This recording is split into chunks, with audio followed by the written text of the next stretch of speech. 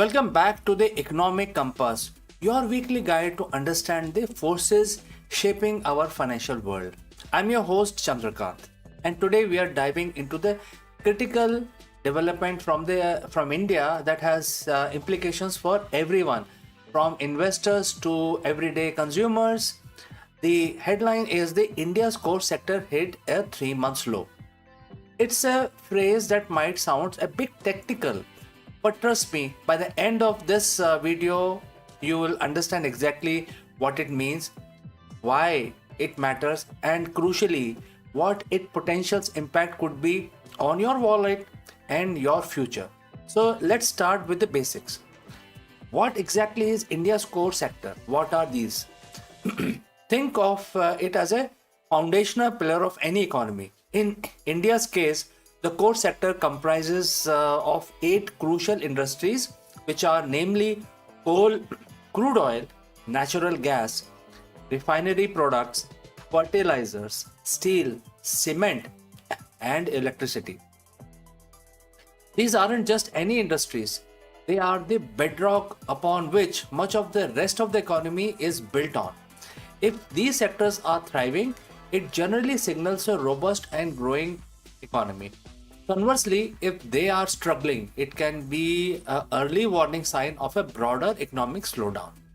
The latest data released recently indicates that the growth in these core sectors have decelerated to a 3 month low.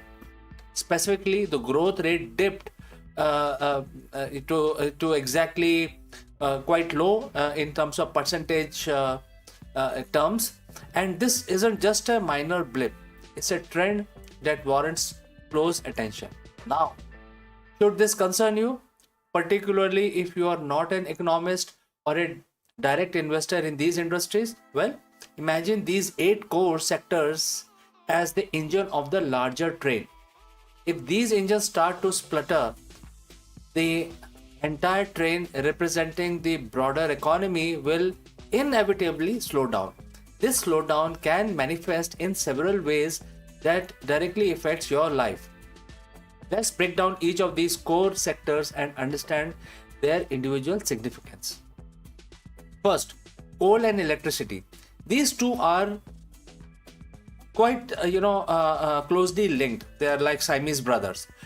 Coal is a primary fuel source for electricity generation in India.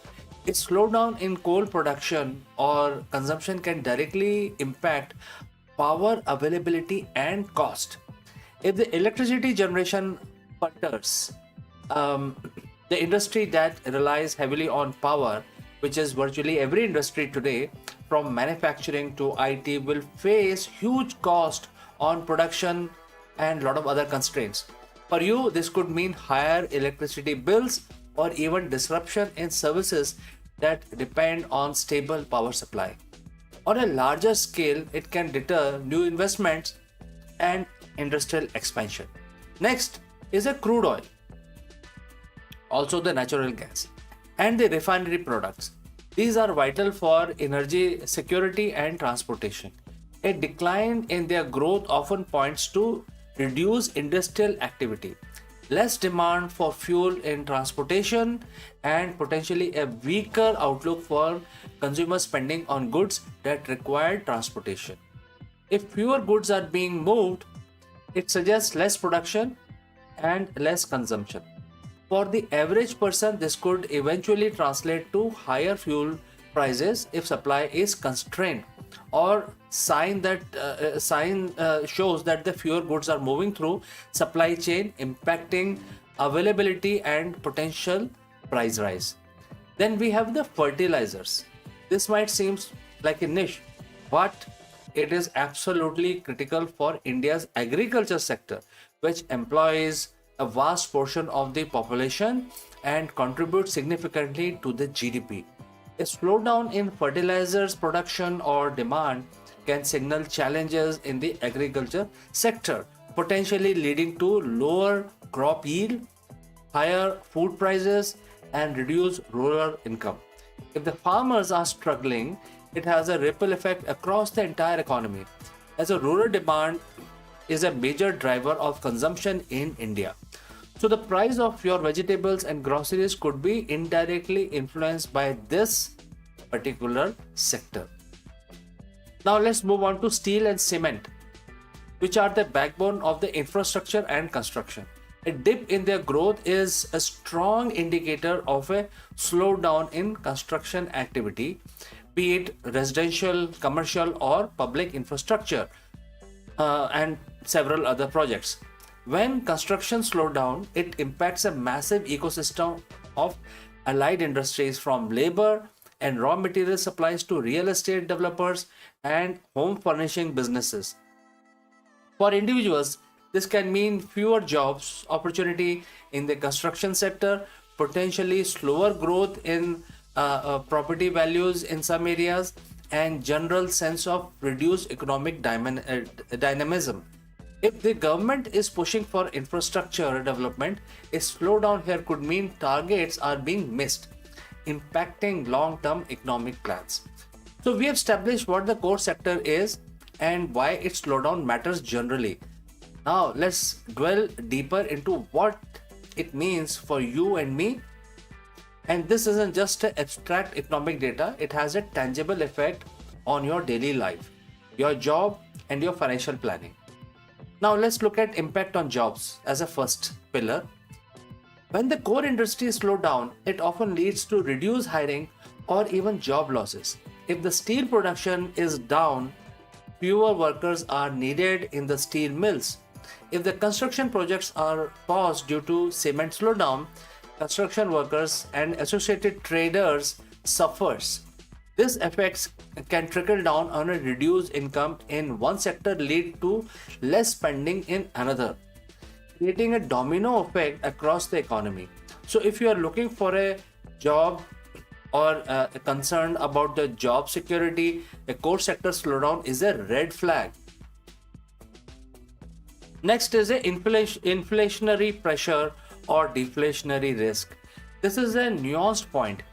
On one hand, if the production of essential raw materials like steel or electricity slows and demand remains strong, it could lead to higher prices for finished goods that use these inputs.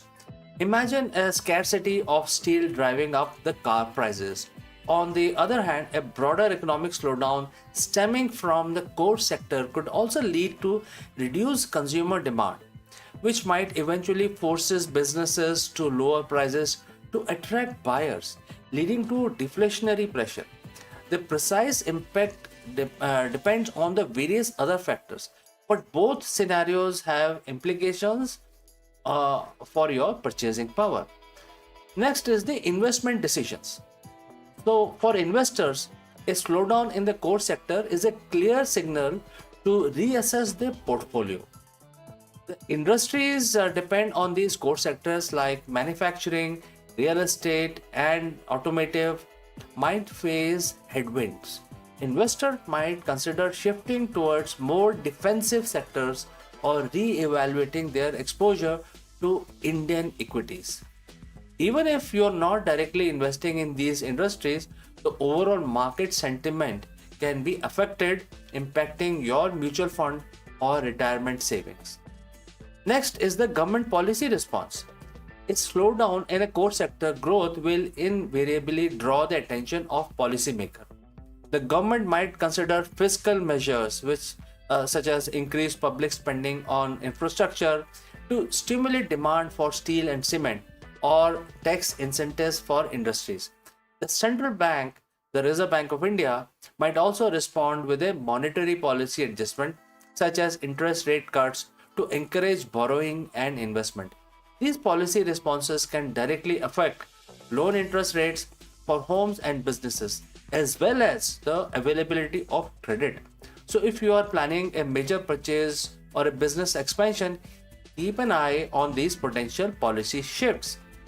Next is the consumer confidence. Perhaps one of the most insidious effects of economic slowdown is on the consumer confidence. When the people hear news of slowing growth, potential job losses, or rising prices, they tend to become more cautious with their spending. They might delay purchase of a new car, postpone home renovation, or cut back on discretionary expenses. This reduction in consumer spending in turn further dampens the economic activity, creating a vicious cycle. Our perception of the economy can directly influence your spending habits and therefore the broader economic outlook. Now it is important to put this latest data point into perspective. A 3 month low, while concerning, doesn't automatically mean the sky is falling. The economic data often fluctuates, and sometimes a slowdown can be temporary. It's just like a blip due to seasonal factors, specific policy change, or even global events. However, it is also crucial not to dismiss it. We need to look at whether this is a part of a larger sustained trend. Are there any other indicators that corroborate this slowdown? For instance, are manufacturing PMI numbers also declining? Is export growth flattening? Are private consumption figures slowing down and showing weaknesses? When multiple economic indicators point in the same direction, the alarm bell ring louder. Some of the potential reasons for this slowdown could be global headwinds. We all know that a lot of global turmoil going on. The global economy is facing its own challenges at this point in time, including inflation, interest rate hikes, and and all of this is happening in major economies like US, China, etc. And there are other geopolitical tensions. These can impact demand for Indian exports and also influence investor sentiment. There are domestic factors as well. High interest rates within India implemented to combat the inflation might be dampening investment and consumer spending. Supply chain disruption, even localized ones, can also affect production. Then we just finished the monsoon, and so let's talk about monsoon performance because this is a major phenomena in India. While not directly a core sector component, a weak monsoon can impact agriculture output, thereby reducing rural demand for various goods, which in turn affects industrial production. Then there are sector specific issues. There might be specific challenges within the individual core sectors. For example, issues related to land acquisition or environmental clearances could hinder new projects in steel or cement. So what should you do with this information which has just come in? Panic is never good strategy. Instead, it's about being informed and prepare for it. The core sector performance is a vital barometer of India's economic health. While the current data points signals a slowdown, it's a call to vigilance, not despair. It's a prompt us to ask important question. Is there a temporary blip or the start of a more significant trend? What measures will policymaker take now? And how can we as individuals and businesses best navigate these evolving economic currents? Understanding these fundamental economic indicators empower you to make more informed decisions about your finances, your career, and your future. Keep listening, keep learning, stay engaged with the economic world around you. Thanks for joining live. If you have any questions or comments, leave them in the comment section below, and I will catch you again in the next one.